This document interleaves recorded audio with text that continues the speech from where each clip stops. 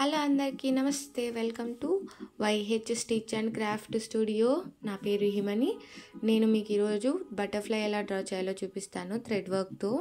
First pencil తీసుకొని butterfly అనేది rough sketch అనేది డ్రా చేశాను. పెన్సిలే కాదు, మార్కెట్లో మనకి ఎయిర్ ఫ్రీ పెన్ దొరుకుతుంది. అంటే లైక్ ఎయిర్ని బ్లో చేస్తే డిసపియర్ అయిపోతుంది, ఆ పెన్ అయినా దొరుకుతుంది.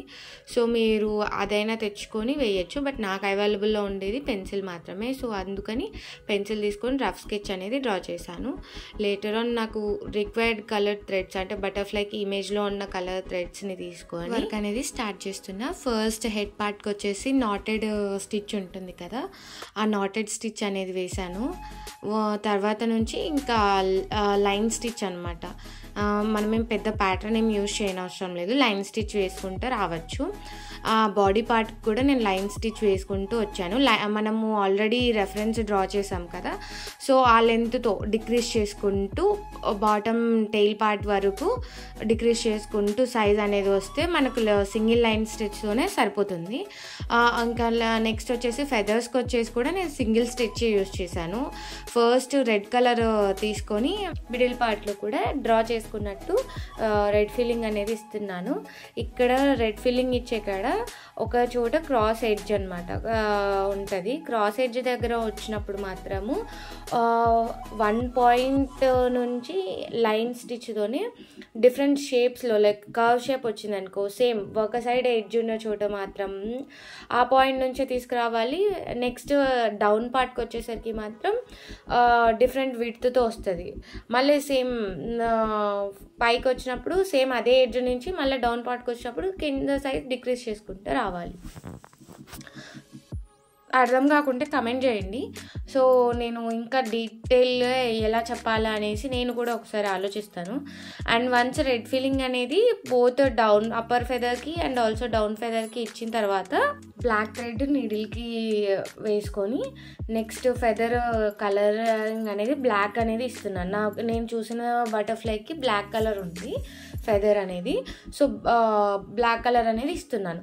ఇక్కడ ఏంటి అంటే మనకి కర్వ్ షేప్ వచ్చింది. సో కర్వ్ షేప్కి క్రాస్ లైన్ స్టిచ్చింగ్ అనేది చేస్తే మనకు కర్వ్ ఫినిషింగ్ అనేది బాగా వస్తుంది అనమాట. సో నేను క్రాస్ లైన్ ఫినిషింగ్ అనేది ఇచ్చాను. అండ్ మధ్య మధ్యలో గ్యాప్స్ అనేవి ఫిల్ చేసుకుంటూ ఎక్కడైతే రెడ్ లైన్ లేకోకుండా ఉంటుందో, అంటే రెడ్ స్టిచ్ అనేది లేకోకుండా ఉన్న చోటంతా నేను బ్లాక్ ఫినిషింగ్ అనేది ఇచ్చాను.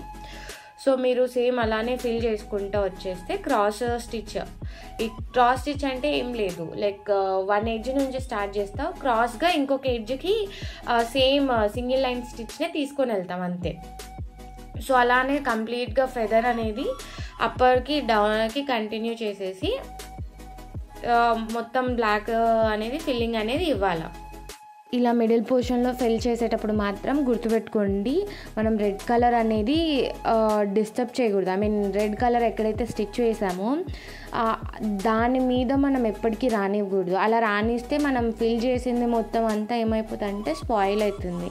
అండ్ ఆల్సో దాని మిడిల్ పార్ట్లో కూడా మనం ఏమీ స్టిచ్ అనేది రానివ్వకండి. అండ్ అప్పర్ ఫెదర్కి లోయర్ ఫెదర్కి బ్లాక్ ఫిల్లింగ్ అనేది ఇచ్చేస్తున్నాను. అండ్ బిఫోర్ దాట్ మీకు ఏదైనా ఒక థింగ్ అర్థం కాలేదు అంటే ఈ వీడియోలో, సో మీరు అది కామెంట్ చేయండి. నేను నెక్స్ట్ వీడియోలో ఇంప్రూవ్ చేసుకుంటాను ఎలా చెప్పాలి ఏంటి అనేసి. తర్వాత వచ్చేసి ఎల్లో కలర్ థ్రెడ్ తీసుకొని నేను నీడిల్కి సింగిల్ థ్రెడ్ వేసాను. ఎక్కడైతే రెడ్ ఫిల్లింగ్ ఉంటుందో కంప్లీట్ రెడ్ ఫిల్లింగ్ కవర్ చేయట్లేదు నేను. ఇన్ ద మిడిల్ పోర్షన్లోనే తీసుకొని ఆ ఎల్లో లేయర్ అనేది ఎఫెక్ట్ కోసం అనమాట. ఎఫెక్ట్ కోసం అంటే లైట్ ఎఫెక్ట్ కానీ బటర్ఫ్లై ఫెదర్కి ఎఫెక్ట్ కోసం చేశాను. నెక్స్ట్ వచ్చేసి వైట్ అనేది సింగిల్ డాట్ ఫార్మేట్లోనే చేస్తున్నాను. ఇది కూడా లైన్ స్టిచ్చే, బట్ సైజ్ డిక్రీజ్ అనమాట. సైజ్ డిక్రీజ్ చేశాను, చాలా చిన్న డాట్ ఐకి అండ్ ఫెదర్స్కి ఇచ్చాను. గుర్తుపెట్టుకోండి, ఈ వైట్ ఫిల్లింగ్ అనేది ఫెదర్ ఎడ్జెస్ మాత్రమే ఇవ్వండి. సేమ్ ఇలానే నెక్స్ట్ ఫెదర్ కూడా కంటిన్యూ చేసేయండి. ఇది ఫైనల్ అవుట్పుట్. ఎలా ఉందో చెప్పడం మాత్రం మర్చిపోకండి కమెంట్ సెషన్లో. And don't forget to subscribe.